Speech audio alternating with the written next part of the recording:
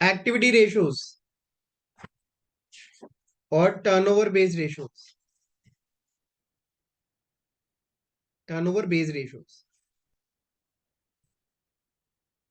ये रेशियोज काम आते हैं किसी भी बिजनेस की एफिशिएंसी को इंडिक देखने के लिए, चेक करने के लिए। एफिशिएंसी का मतलब क्या होता है? ये है ए, बिजनेस में 100 रुपए लगाता है। ये है बी, बी बिजनेस में 300 रुपए लगाता है।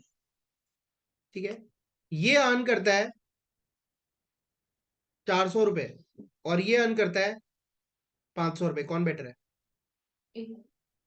या ये, चलो ये करता है 1000 रुपए। अब बताओ कौन बेटर है?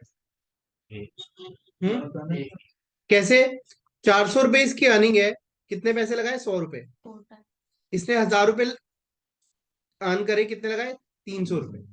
इसने 4 टाइम्स कमाए और इसने 3.33 टाइम्स कमाए, मतलब रिसोर्सेस।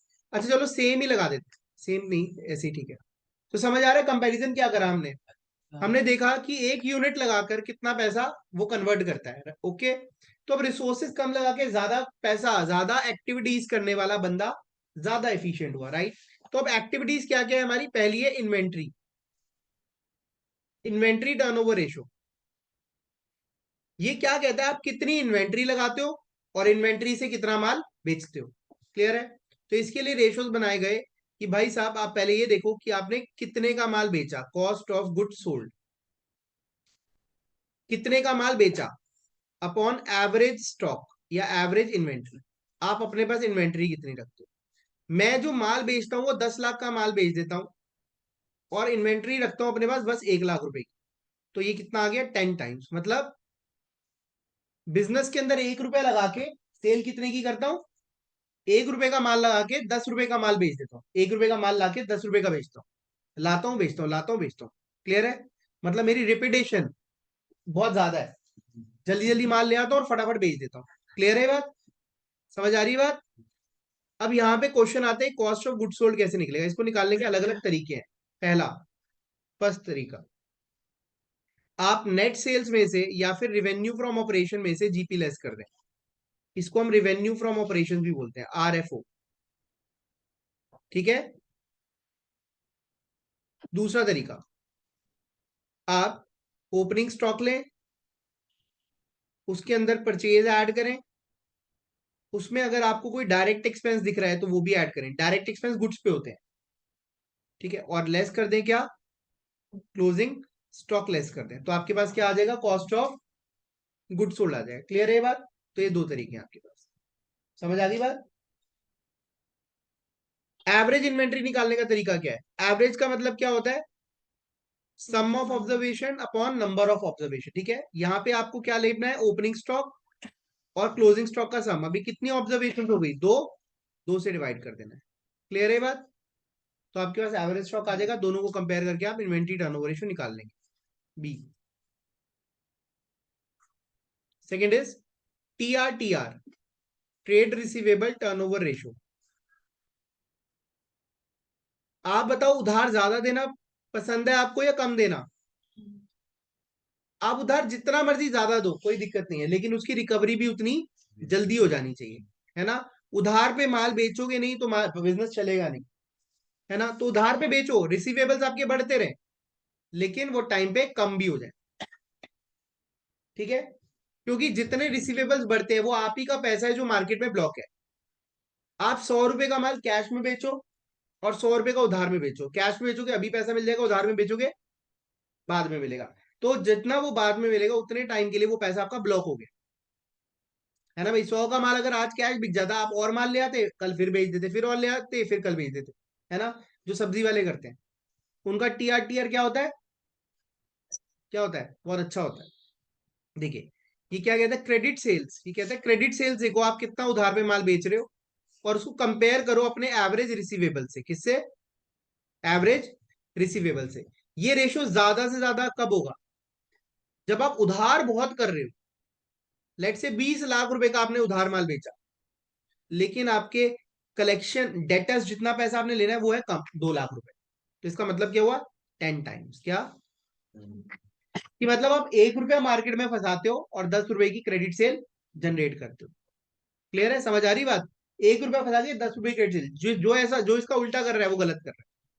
लेट से मैं सेल कर रहा हूं 50 लाख की, सेल तो बढ़ गई, और मेरे रिसीवेबल्स है 20 लाख के, ये रेशो कितना आ गया? 2.5 टाइम्स। ये रेशो गिर गया। ये क्या बता रहा है कि भाई तू 20 लाख, 1 रुपया लगा के कितने की सेल कर पाता है? 2.5 रुपए की। और ये 1 रुपया लगा के कितने की सेल कर पाता है? 1 रुपया फंसा के। क्लियर है? Higher the ratio better the situation. Credit sales आप निकाल लोगे, लेकिन मैं आपको एवरेज रिसीवेबल निकालना बता देता हूं। एवरेज रिसीवेबल्स, एवरेज रिसीवेबल के लिए आपने रिसीवेबल्स के दो कंपोनेंट लेने हैं। पहला ओपनिंग वैल्यू ऑफ डेटर्स, दूसरा बिल रिसीवेबल, और इन्हीं दोनों की closing value. Closing debtors plus B R divided by 2। Done है? अच्छा, जिनको क्रेडिट सेल्स निकालने में तकलीफ आती है, वैसे तो क्वेश्चन में कई बार गिवन भी होती है डायरेक्टली, अगर ना गिवन हो तो आरएफओ में से, रिवेन्यू फ्रॉम ऑपरेशन में से कैश सेल माइनस कर दो। ये आरएफओ क्या होता है? Revenue from operations, revenue from operations. ठीक है, या फिर आप नेट सेल्स भी बोल सकते हो इसको। क्या बोल सकते हो? Net sales. ओके, चल रहे हैं आगे, समझ लो, बाद में नोट कर लेना। टीपीटीआर, टीपीटीआर क्या होता है? Trade payable turnover ratio. क्या? Trade payables. आप क्या चाहते हो? आपके ऊपर उधार ज्यादा से ज्यादा हो, कम से कम हो, और आप माल ज्यादा से ज्यादा उधार में खरीदो, कैश में? गलत। कैश में तो आप व्यापार कर ही नहीं सकते ना ज्यादा, क्रेडिट तो चाहिए ही चाहिए। ठीक है, तो टीपीडीआर,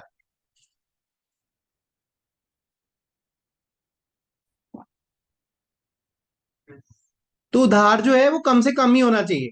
ठीक है, क्योंकि अगर आप उधार बढ़ाते रहोगे ना अपना, तो आपको मार्केट में क्रेडिट्स नहीं मिलेंगे। आप किसी भी कंपनी से कोई गुड्स लेने जाते हो तो वो पहले ही देख लेता है आपकी बैलेंस शीट में लायबिलिटी क्या है। अगर आपकी लायबिलिटी पहले से एग्जिस्टिंग है, तो इसका मतलब आप उन्हें पे ही नहीं कर रहे हो। तो टाइमली पे करना बहुत जरूरी है। तो इसके लिए आप क्या करेंगे? ये सारे रेशियोज आपके बिजनेस में काम आएंगे। जब भी कोई कंपनी फंड रेज करने जाती है ना, तो ये रेशियोज मेंटेन करके रखती है अपने, तभी कोई किसी का पैसा ज्यादा टाइम तक रोकता नहीं है। और आजकल तो लॉज भी ऐसे स्ट्रिक्ट आ गए हैं, आप 180 डेज से ज्यादा पैसा नहीं रोक सकते किसी का, 6 महीने से ज्यादा।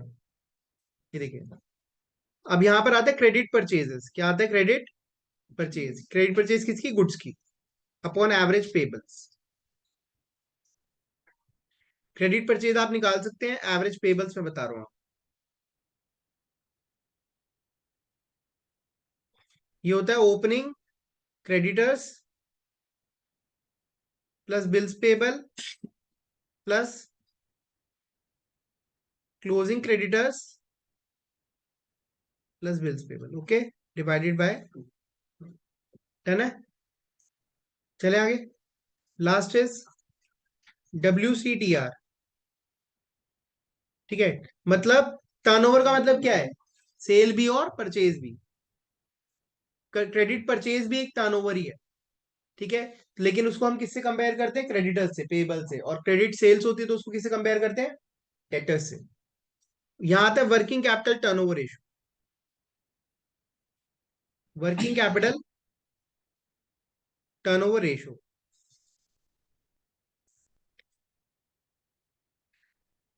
इसको हम कंपेयर करते हैं, कॉस्ट ऑफ गुड्स सोल्ड हमारी कितनी है अपॉन वर्किंग कैपिटल।